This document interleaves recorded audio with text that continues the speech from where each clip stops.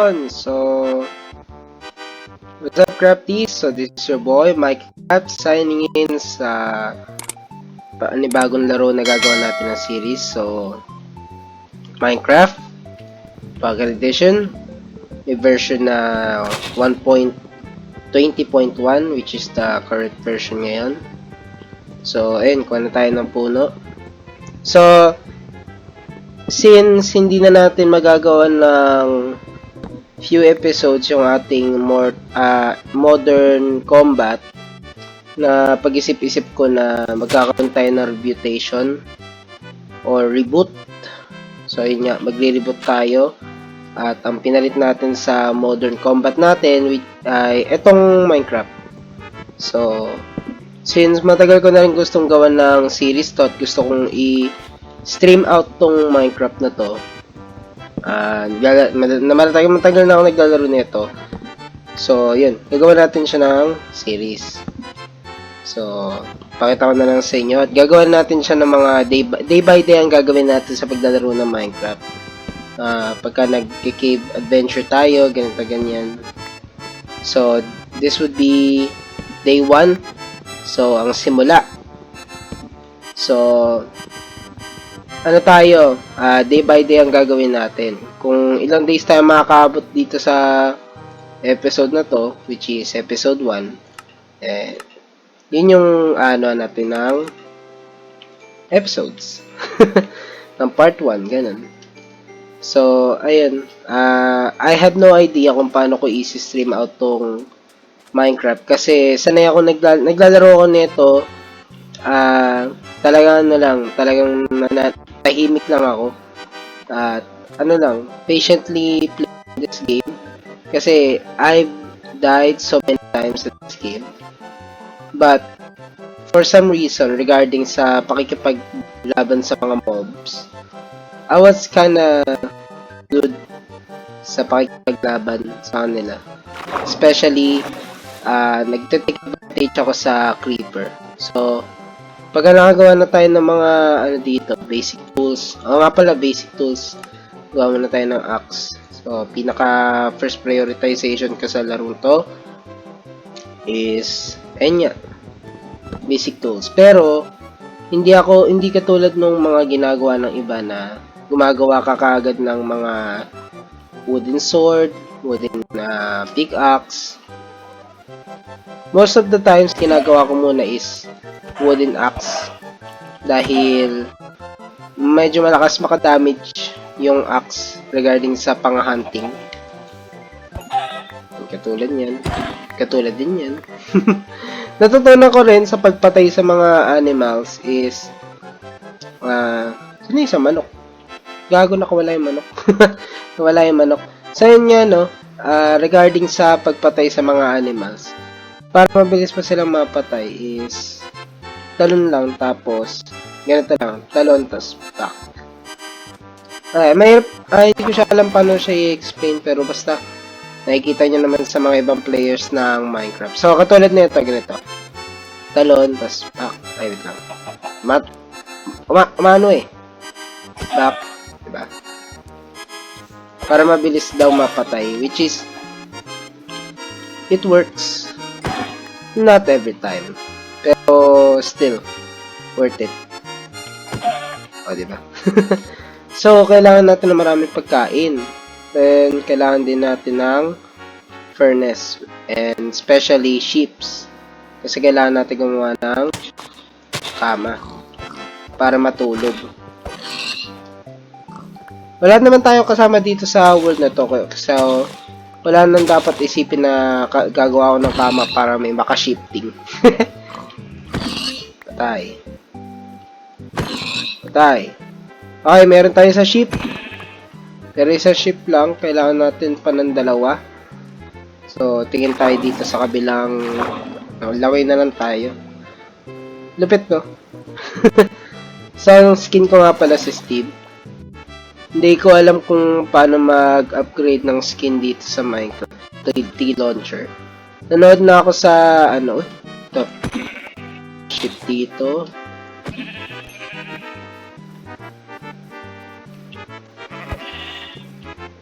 Okay. Meron na tayong sheep. Actually, dati sa mga previous versions or updates ng Minecraft is kahit anong color hole na ginagamit mo is pwede ka na makagawa ng kama. Pero ang common na ano lang kasi dati is yung red color ng kama, di ba? Pero ngayon kasi meron ng iba't ibang kulay eh. Black, yellow, gray, white. Yan, white. Most commonly ginagamit na natin is white. So, wala na tayong panahon. Oh, may baka. Kailangan natin makahanap ng food agad. First prioritization ko sa paglalaro nito, pagkain eh. Sa kakama. Okay, since wala pa rin tayong cobblestone, we're still going to use wooden axe. Okay, I think it's time for us to earn some achievements like getting a coal. Sorry, sheep. I need food. It's time for us to earn achievements. So, our first achievement is to get some coal, which is ito. So, gawa tayo ng wooden pickaxe. Yan. Saka pala tayo gagawa ng mga iba pang basic tools pagka kailangan na. Kasi mahirap kasing mahirap kasi mapunuan ng inventory. Wala ka na mapaglalagyan agad. So, recommended ko sa mga new players na Minecraft is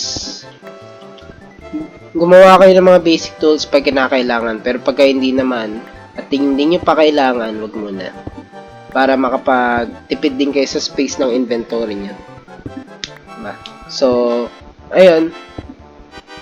Turuan ko rin kayo kung paano mag-place or mag-assemble ng mga loots ninyo para hindi gulo-gulo. Hindi ko naman recommended para sa lahat to. Para sa mga gusto lang naman. Regarding sa paglulot, sa assembly ng paglulot, dito lahat ng blocks nyo. Then dito yung mga pagkain. Tapos dito na yung mga basic tools niyo, saka yung mga iba nyo pang ginagamit. So, ang common lang naman kasi natin ginagamit dito, pickaxe, swords, minsan lang yung shovel pagka talagang maghuhukay tayo. Pero most commonly talaga, ang 3 things or 3 tools lang na ginagamit talaga natin is pickaxe, sword, saka axe. Para sa akin. So, ayun, meron tayong 53 cobblestone at pwede na tayo gumawa ng stone pickaxe para makakuha tayo ng first achievement natin, which is coal. Ayan, may achievement na tayo.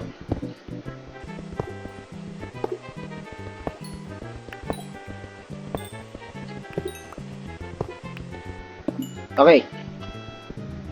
So, meron na tayong coal. So, I think we are not ready to explore this cave yet. Kasi meron pa tayong kukunin. Malikta muna tayo ng maraming coal. Kasi maka 51 coals tayo or 64. 64 is total max ng ating loots. So, ayun. Hinahinay lang sa paglulot din. So, ayun. Tingin pa tayo dito. Okay, meron tayong coal doon. Meron na din iron. So, ano yun? Takin na may skeleton. Ingat tayo sa skeleton, guys. Kasi medyo nakakairita yung skeleton eh. And kailangan natin gumawa ng room dito kasi magagabi na. So, kailangan nating may mapaglagyan ng higaan natin.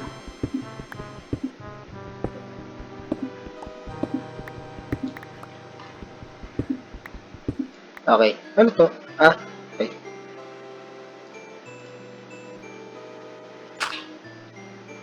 Okay, gaya ng sabi ko, dito yung mga blocks para hindi kayo magkagulo-gulo sa buhay ninyo.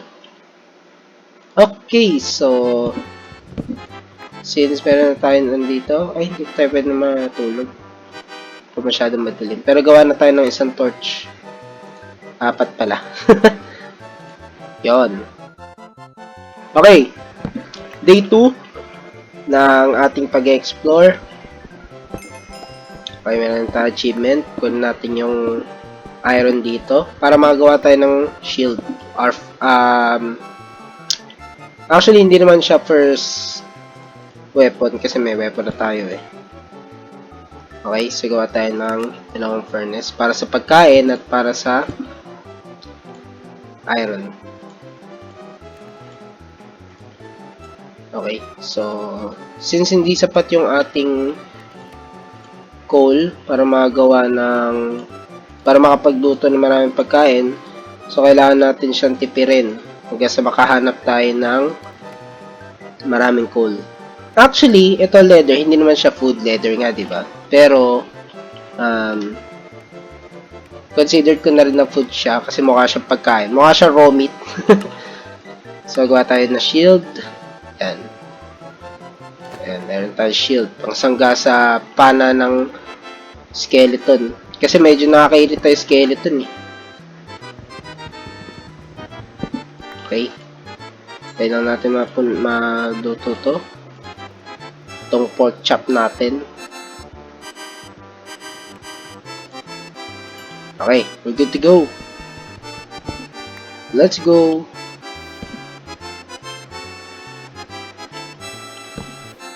Gago na wala yung skeleton.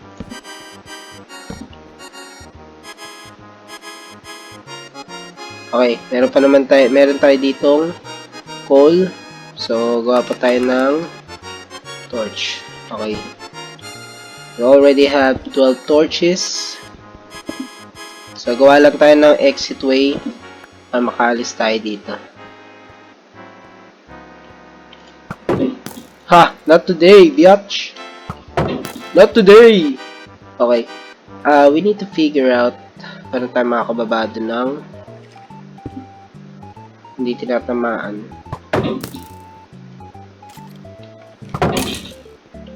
Okay. Bumabalik sa skeleton yung bana niya. So, big karma para sa skeleton na to. Okay. So, gawa lang tayo ng exit way. Mahirap na kasi. Then, gawa tayo ng tungtungan dito. Iwasan lang nating tamaan ng skeleton. Kasi, pagka tinamaan tayo at diretso laglag tayo doon, patay na tayo. So, day 2 pa lang, mamamatay na kaagad.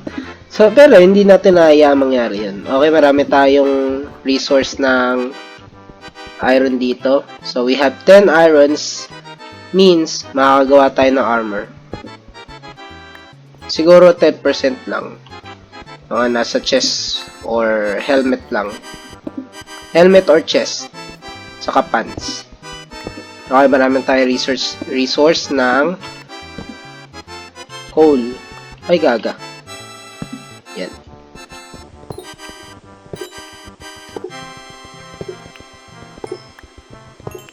Okay. Meron pa rito. So, marami na tayong source ng ating coal. So, gagawa muna tayo ng i-melt muna natin tong 10 irons na to. So, nga pala, may na-discover nga pala ako dito sa laro na to. Nung hindi ko pa siya ini-stream. So, currently, hindi natin malalagyan ng torch tong furnace sa taas o baba. Pero pagka nag-lean kang ganyan, malalagyan mo siya ng torch. Diba? Diba? Ang galing. Ang galing. Ang galing, no? Oh. Pero ayun, nung na-discover ko siya, unang discover ko, I was amazed. Uy, may gago, may gold dun, no? Pero siguro, wag muna. Wala pa sa, ano natin yun, sa goal natin. Sana pag na tayo, adventure na tayo sa mas overwhelming na cave. Kasi ang idea ko dito at yung gusto ko dito is medyo malaki-laking cave para mas marami tayong makuha resource ng iron. Kasi iron mo na yung prioritize natin dito eh. So, diba? O, hindi pa. Okay, connecta tayo na maraming source ng cobblestone. Ilan na ba cobblestone natin? Okay, meron tayong 64 cobblestone, then 18. Okay. So, kahit nga pala mga furnace saka yung crafting table, basta block yan, dito nyo siya ilalagay. But, if na running out of space na kayo, pwede naman kayo mag-extend dito, i-usog nyo na lang itong mga foods. Kaya dito nyo na ilagay. Okay, so tapos na ang ating paglulusaw sa ating iron. So, we're good to go to get out of here and look for some new cave na pwede nating makuhanan ng loot. Let's go for the adventure! Meron pa ditong coal, oh. Kunin natin to.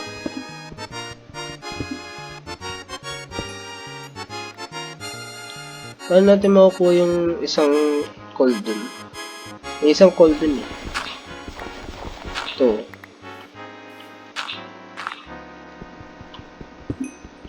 Alam ko pagka kumuha tayo ng ganito, makagawa tayo ng telescope as long as makakakuha din tayo ng gems.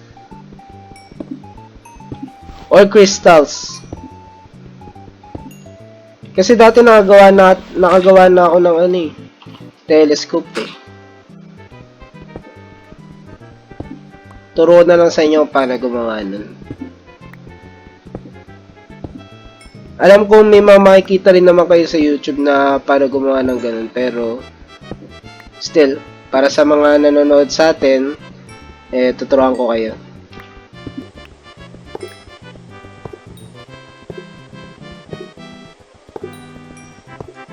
Okay, kuha na natin to. Then, let's go and proceed sa ating cave sa ating susunod na cave na makikita. Ay, kanina pala tayo dito. Okay, so, let's look for some source. Ito. Meron pang ano, there is more coal. Shit. Siraan tayo ng wala na tayong stick, gagi. Yan. So, stone axe. Yan. Okay. Fast forward na natin itong video na to.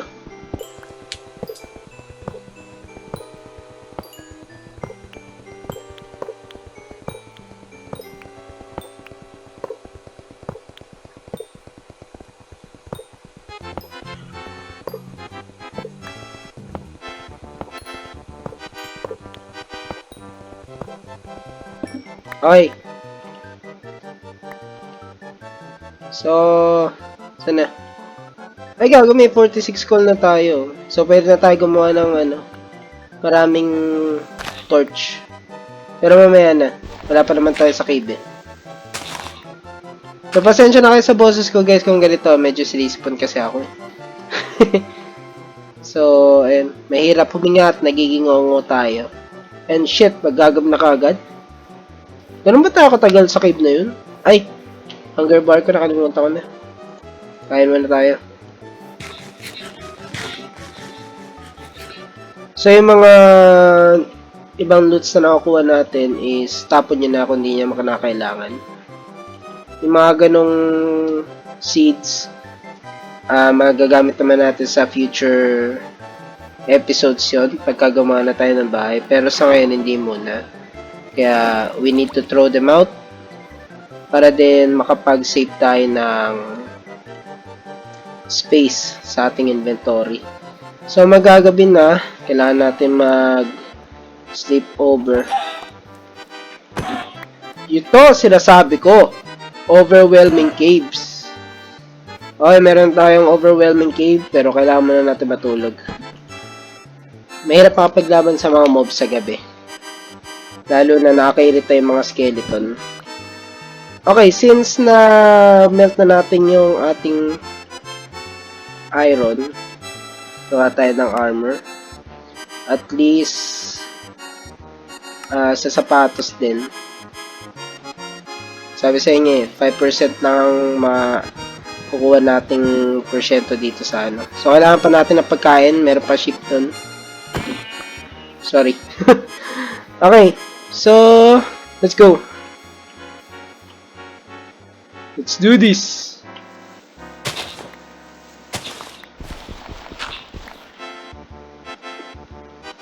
So, kaya tayo nag-ano ng dirt para lang pang gabay natin, di tayo mamatay. Don't be too confident na matatansya nyo yung tubig. Malalandingan nyo yung tubig. Don't be too confident for that.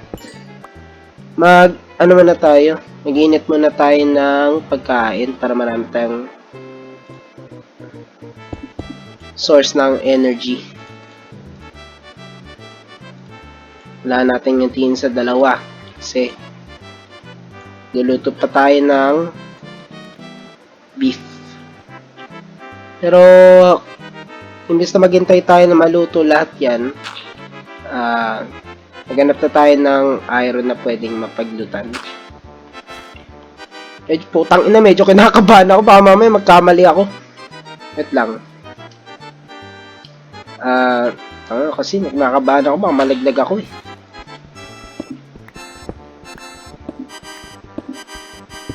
Gawa lang ako ng daan. Hindi na tayo nagbubuwis buhay. Lagi ako nagbubuwis buhay dito eh. Kaya naglalaro ko nito eh. Okay, wait lang. Nakabahan kasi talaga ako yung talaga ng ganito. Okay. Dahan-dahan na lang tayo at be attentive sa mga skeleton. Skeleton talaga ako nakakabahan pagka mga gantong nagdadaan ako sa cliff eh. Diba mami, bigla tayong tirahin patalikod. Tao ng mga skeletons yan, manyak ang puta. Naninira patalikod eh. Okay. So, after a few trials, what? Tangina, may spider, gago. Ingat lang. May spider, puta. Gago. Meron tayong string, pwede tayong makagawa ng bow. Pero hindi sa ngayon. Hanap tayo ng iron. Masyado malalim to. Doon muna tayo sa mababaw. Sa mababaw muna tayo. Ay puta, may nakita ko spider dun. Doon muna tayo dito tumingin. Doon muna tayo sa labas. Dito.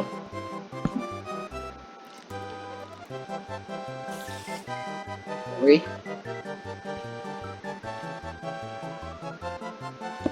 Gawa tayo tulay.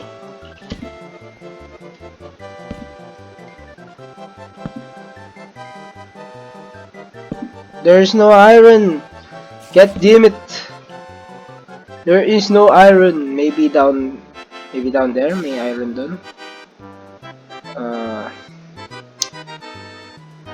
God damn it. Kailangan natin bumaba ron. Pero wait lang. Balikan muna natin yung pagkain natin dun. Teka, kunin ko lang yung torches ko. Ingat-ingat lang, baka malaglag na. Ay, gago. Huwag mo ako susundan ha, tangina, sabi ko, huwag mo ako susundan eh. Aray! Aray! That's right, you silly bitch. Okay, meron tayong 2 strings. Isa na lang at makagawa na tayo ng bow. Since may arrow ba tayo? Gago, wala. Kailangan natin ng manok para makagawa tayo ng arrow. Saka ng flint. Flint, tama ba? Flint. Okay, meron tayong lutong manok. And meron tayong lutong pork chop. Okay, we just need to cook the remaining foods. Kailangan pala talaga natin bumaba rito. Magawa tayo ng daan dito, boy. Nakakabahan ako, baka mamaya hukay ako ng hukay, wala na pala akong huhukayin. God damn it, sabi na eh. Okay, gawa na tayo ng daan. Punta rin eh. Pak! Okay, gawa tayo.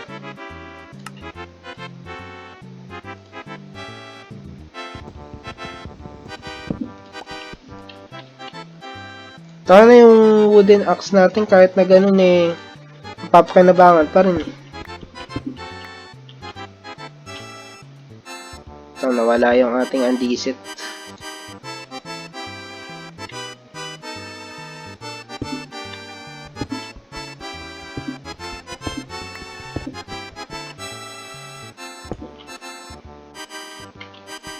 Taka na ang tagal na itong babaan na to. 1 hour later. Okay, nakababa na tayo. Tanginang taas kasi.